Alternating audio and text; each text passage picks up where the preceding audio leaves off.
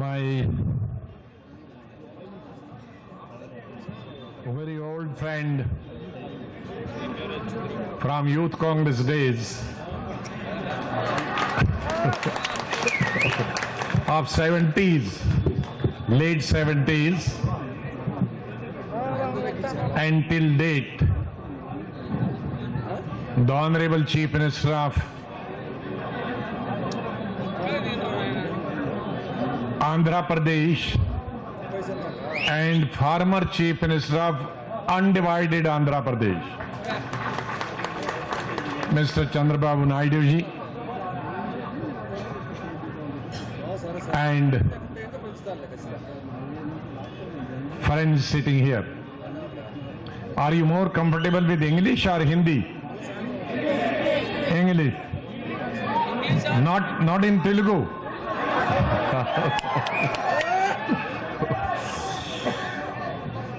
So it is a great pleasure. I am coming to this Andhra Bhavan.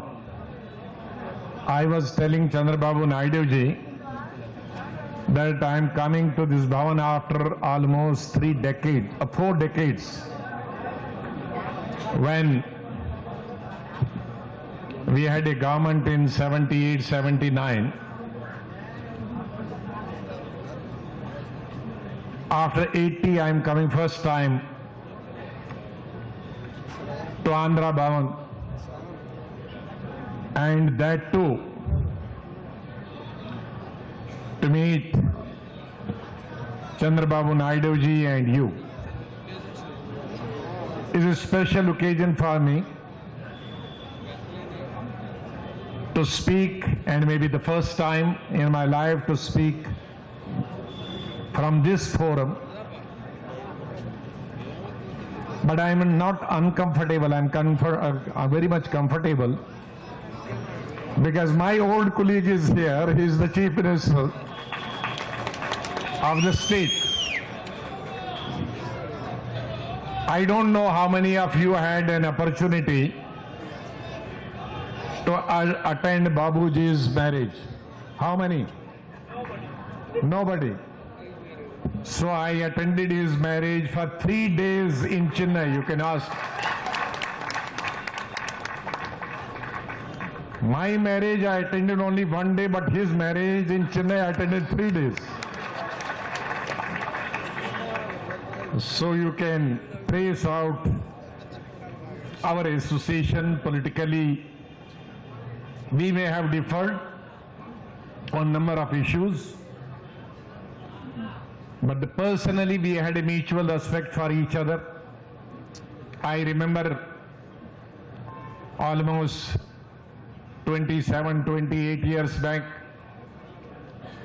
when I was Chief Minister for Civil Aviation and Tourism, Government of India, in Narasimha Rao ji's time, and Chandrababu Naidu ji became the Chief Minister, and he drove along with his cabinet straight from airport to my office. So that has been our association. In spite of being in different political parties, but our personal and mutual respect for each other always existed and shall always exist. Friends, today we are passing through a very bad phase. Politically, for the first time in independent India, we have a government at the national level headed by Bharatiya Janata Party leader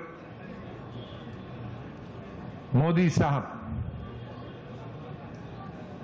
And he is the first Prime Minister of India who doesn't bother about the sentiments of other political parties. For him,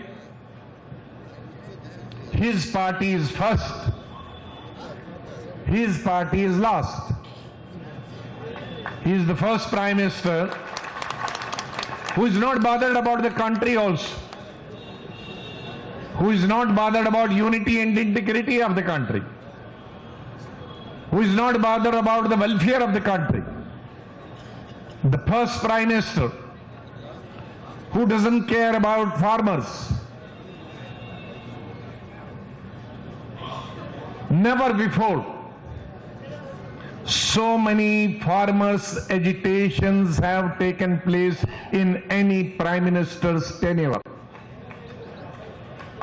The Tamil Nadu farmers' agitation, I have seen from my childhood small and big farmers' agitations, but not this rampant suicide by the farmers. I haven't seen the people collecting the skulls of the farmers who have made sacrifice for the country, those who suicided, and their skulls being taken by the farmers and coming to the Delhi capital. These skulls of the farmers who went for the suicide, I saw for the first time in my life, and yet the Prime Minister didn't bother. I haven't seen any life in my life, the long march of lakhs and lakhs of people from different parts of Maharashtra and reaching after days and nights, after weeks together, walking barefooted in the city of Bombay, walking from their villages to Bombay. It took them few weeks, and the entire Bombay was standstill. Yet the Prime Minister of India was unshaken. I haven't seen the agitators coming from different parts of the country to Delhi capital, and the way mercilessly they were beaten. I haven't not seen the farmers being shot at sight in Mandsaur, Madhya Pradesh, and 6 farmers were killed on spot by the police. So this government is anti-farmer and killer of farmers of our country. I realize because in Andhra Pradesh we have big farmers and big farmland. The youth of the country, the 65% of youth who need employment, they are not being provided employment. The Prime Minister of India promised them 10 crore jobs, but few lakh jobs have been provided. So he played with the sentiments of the youth of the country. He said, "Beti padhao, beti bachao." Padhao ka budget has come drastically down. It has not been increased to educate the girls. Rather than, if you are making a slogan of educating the girls, the budget should have gone up. The budget has come down of education for girl child. And bachao means save. You have seen how the girls were saved. First time we used to hear about the rapes, but never before in the history of India we heard the rape of 2-year girl, 3-year girl, 4-year girl, 5-year girl, 6-year girl. This is the Bachao program of girls of Prime Minister. And what happened in Jammu, my state, when a tribal girl of 8-year age was raped and killed, and when the entire country was on the roads, the 2 cabinet ministers a Bharatiya Janata Party went at the site and did not allow the police to catch hold of those criminals. 2 cabinet ministers. This is Bharatiya Janata Party. Shameless. The most shameless act on the part of this party. So each section of the society has been cheated. Students, women folk, Kisans. What has happened in Jammu Kashmir? I had cautioned and warned the Prime Minister in the Parliament. Then don't form the government in Jammu Kashmir. For Kashmiris, Bharatiya Janata Party's red rag. But he didn't listen.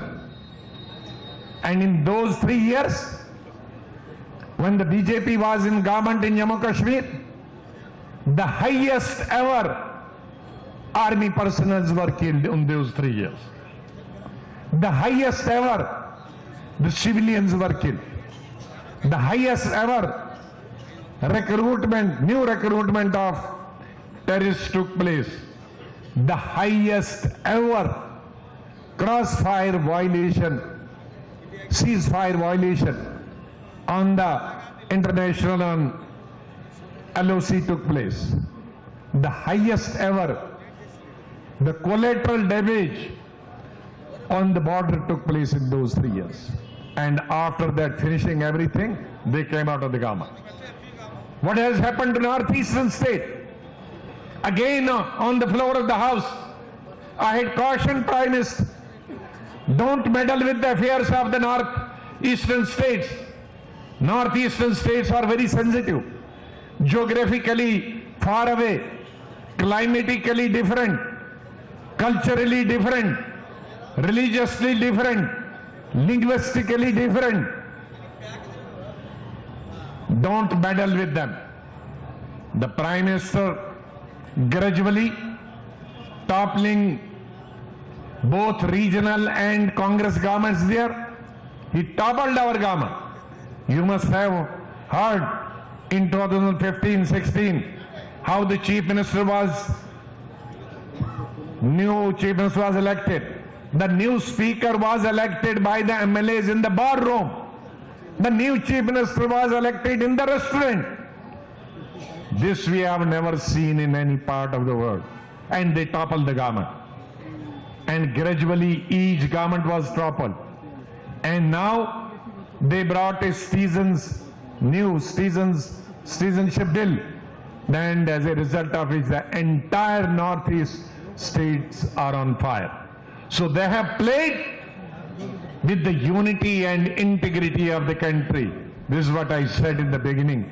They are not bothered about the unity and integrity of the country. They are bothered about the only votes to garner the votes for their party. They don't care about regional parties. They don't know what is the federal system. Here is a government. When the bifurcation of Andhra Pradesh took place, that is beside the question whether it was right or wrong. The question is, when the bifurcation of the state took place, it has always happened during Pandit Jawaharlal Nehru's time, during Rajiv Gandhi's time, or subsequent periods. Whenever there has been when states have been divided, the state which has to construct its own capital, that is being compensated by the government of India. Because they have to set up totally from zero. They have to build up a nest from zero. This is what Andhra Pradesh requires. Andhra Pradesh does not require one day or one time money. The government on the floor of the House. Manmohan Singh ji promised special status for Andhra Pradesh. And when special status comes, it doesn't bring you only the money. It helps you in every sphere of life. But here is a government for the first time in the history which does not honor, which does not bother to honor the commitment made by the previous government and no less than the previous Prime Minister made on the floor of the House. This is the first time maybe in any democracy of the world. Yes, dictators don't do it. But in democracy, the Prime Minister, new Prime Minister, fulfills all those commitments which have been made on the floor of the House. Now for the past 5 years almost now, Chandrababu Naidu ji has been coming and down, doing up and down. His members of the parliament I have seen both in Lok Sabha and Rajya Sabha. On every occasion, they have been fighting. And of course, in spite of being we in a position, we have fought with them for special status both inside Lok Sabha and Rajya Sabha. Because this is the commitment which we had made. And on this commitment, the state was divided. Had this commitment not been made, there would have been a bloodshed. But there was some consolation to the people of Andhra Pradesh. Okay, if we didn't get the capital, we get the special status. Our farmers will get more money. Our industry will get subsidy. New entrepreneurs will come. They will get subsidy. There will be income tax and sale tax shoot of to some years. There will be when the new state had a special status.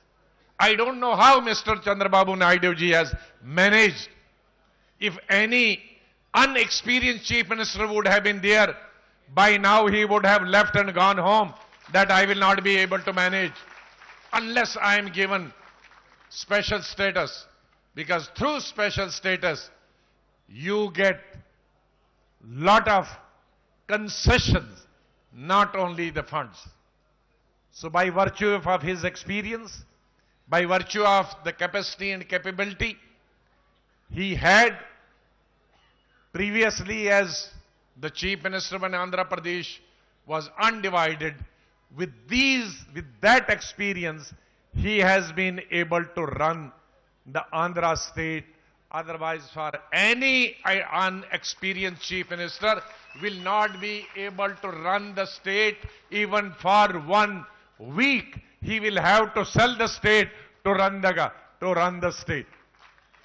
So therefore, here, this government has another few days to go. This government will not come back. This government has to go. And people of this country have decided to pack them. So far, the Bharatiya Janata Party and our Prime Minister was very expert in packaging his scheme. Now the people of India have also done a very good packaging for packaging person to package him and his party. So we all will come into power, of which Babu will be the part of that. Rather, he will be one of the constituents of that. So we are sure that of course then the special status we will get definitely, then he will have to decide himself. All of us will have to decide together. That time we will give the special status. But if they have some respect for the constitution, if Modi ji has some respect for the federal system of functioning the India, before he goes, he should announce this special status for Andhra Pradesh. With these words, I comment that during these five years, he has the way he has tried to salvage the situation of a state which has been non-existent, to salvage its situation, to create an atmosphere and keep it going without any funds, without any assistance, without any support from the federal government. I think Chandrababu Naidu alone could do it and nobody could else do it. And I'm sure under his leadership, the Andhra Pradesh will grow and develop and progress. Thank you very much. Thank you very much, sir, for your inspiring speech.